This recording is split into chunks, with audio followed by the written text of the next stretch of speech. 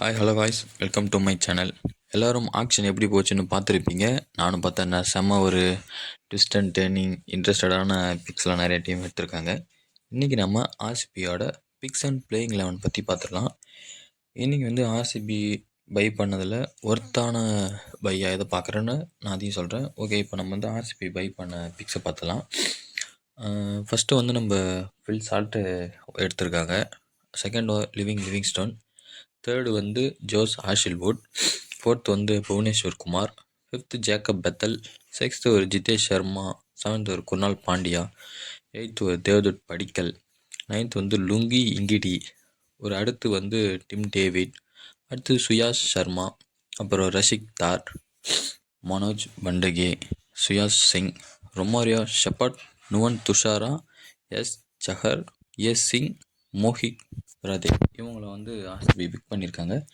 இதில் நான் பர்சனலாக எனக்கு பெஸ்ட்டு பிக்காக அண்ட் ஸ்டீலாக இருந்தது வந்து நான் சொல்கிறேன்.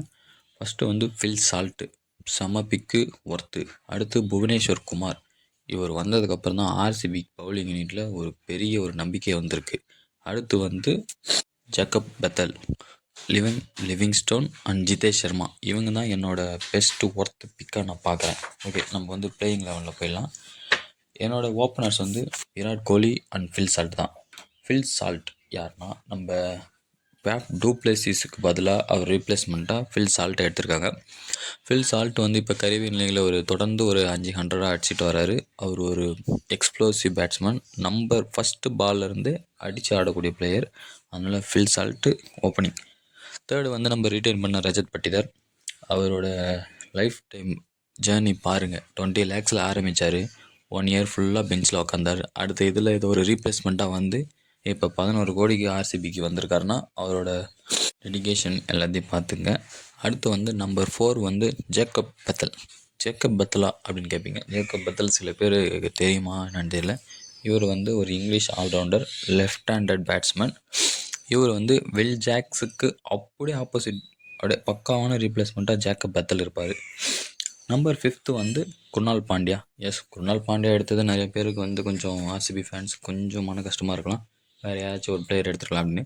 அப்படிலாம் இல்லை. குர்னால் பாண்டியா நல்ல ஒரு லென்த் அண்ட் லைனில் அப்படியே பவுலிங் டக்குன்னு ஒரு 3 ஓவர் அப்படியே ஏமாற்றி தள்ளி தப்புன்னு போட்டு தள்ளிட்டு போயிடுவார். டீசெண்டான ஒரு பேட்டிங் ஆடுவார். நான் வந்து ஃபினிஷராக நான் வந்து 2 பேர், நம்பர் 6 லியம் லிவிங்ஸ்டனும் நம்பர் 7 ஜிதேஷ் சர்மாவும் வச்சுருக்கேன். 6 லியம் லிவிங்ஸ்டன் வந்து மேக்ஸ்வெலுக்கு அப்டான ஒரு பிளேயர். இவர் வந்து எப்படி இருந்தாலும் மேட்ச்சுக்கு ஒரு 2-3 6 கடன்னு அடிச்சு கொடுத்துட்டு போயிடுவார். அதனால் வந்து லியம் லிவிங்ஸ்டன் பக்கமான ஃபினிஷர் ரோல் பண்ணுவார். 7th வந்து நம்ம ஜிதேஷ் சர்மா. இவர் வந்து நம்ம தினேஷ் கார்த்திக்கு ரீப்ளேஸ்மெண்ட்டான player. Wicket keeper, finishing role இவர் பண்ணுவார். அதனால தான் வந்து என்னமோ தினேஷ் கார்த்திக் இவர் எடுக்கிறதுல கொஞ்சம் மும்முரமாக இருந்தார். நம்பர் 8 வந்து நம்ம சிங்கிங் புவனேஸ்வர் குமார். புவனேஸ்வர் குமார் எப்படி பவுலிங்கில் எடுத்து போடுவார்னு நல்லா தெரியும். இவர் மிடில் ஓவர்ஸ்லேயும் டெத் ஓவர்ஸ்லேயும் போடக்கூடியவர்.